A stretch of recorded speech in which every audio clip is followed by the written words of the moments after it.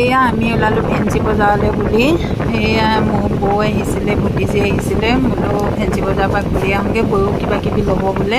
সেইকাৰণে এয়া ওলালোঁ। ল'ৰা আকৌ কেমেৰামেন হয় দেই, ল'ৰা আছে, ল'ৰাকো লৈ লৈছোঁ। এইটো ল'ৰা এইকে মানে আমাক কিবা কিবি কৈ গৈ আছে, তাৰ কথাই অন্ত নকৰে। মনে মনে যে মই ভিডিঅ'টো কৰিলোঁ মানে সি গমেই নাপায়। সি এনেই ভিডিঅ'ত উঠিবলৈ মন নকৰে অকণো। এতিয়া সেয়া দেখিব।